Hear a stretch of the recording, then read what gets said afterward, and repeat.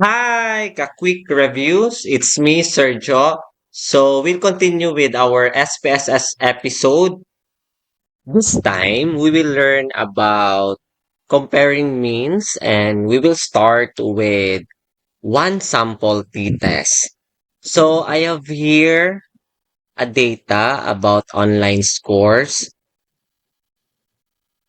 So I also prepared a problem here. So the problem is this one.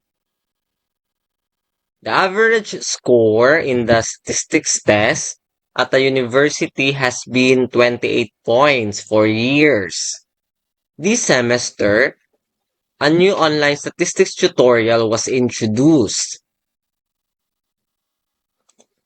Okay. Now, the course management would like to know whether the success of the studies has changed since the introduction of the statistics tutorial. The question is, does the online statistics tutorial have a positive effect on exam results? So to answer this problem, we have to use one sample t-test. So why? So let's consider first the assumptions. I am still using the statistics.laird.com and it says here the one sample t-test is used to determine whether a sample comes from a population with a specific mean. So from the given, there is that specific mean. So we will consider the assumptions now. Okay, first assumption. Your dependent variable should be measured at the interval or ratio level. Okay, so we have here the given data. So basically, it's if we're going to check the variable view, the measure is scale.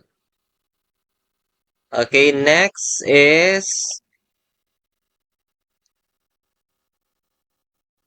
assumption number two, the data are independent, not correlated or related, which means that there's no relationship between the observations.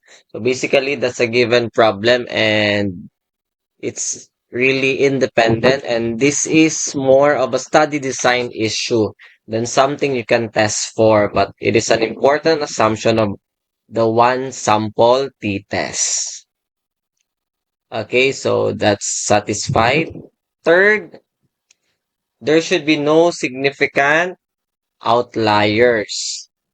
So considering the given, okay, given the data view, if we are going to check its plot, okay, let's see. Analyze descriptive statistics, and then we will explore. We will consider both, okay, for the dependent. And since we will be needing as well the normality, so we will also check this. Okay,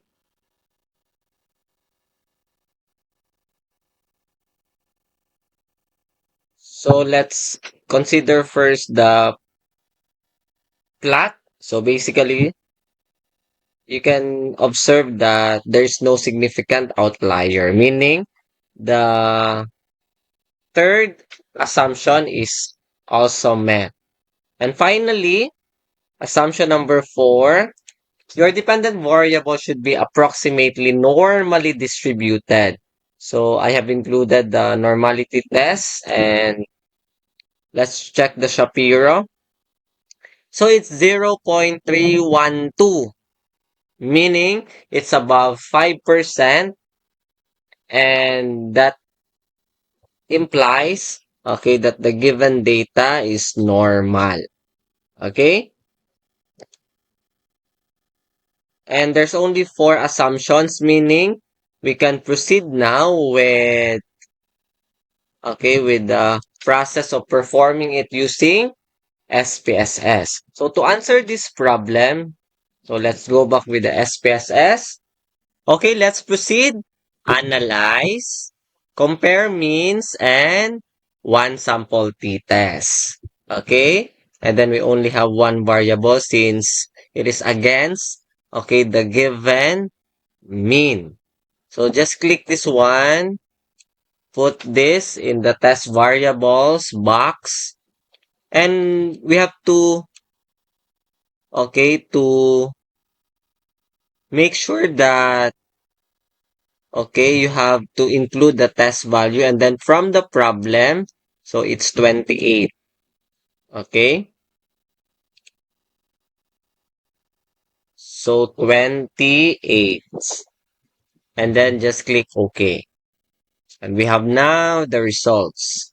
So I also prepared here, okay, a sample APA style if the statistical tool that you're going to use is one sample t-test.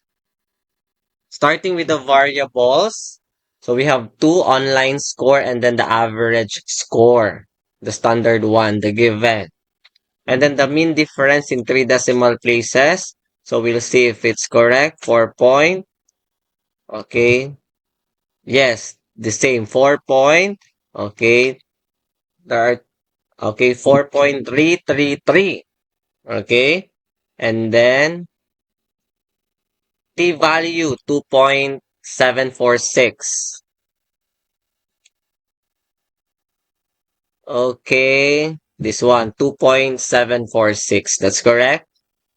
And p-value for this is 0.019. And we will consider this two-sided 0.019. And of course, okay, we have this one, the mean, 32.33, and it is against 28. So we'll see if the difference, this one, is significant. Okay. Basically, since it's below 5%, so it's significant and we can reject the null hypothesis. So you can proceed with the discussion considering these values. Okay? So again, to perform one sample t-test, analyze, compare means, and one sample t-test.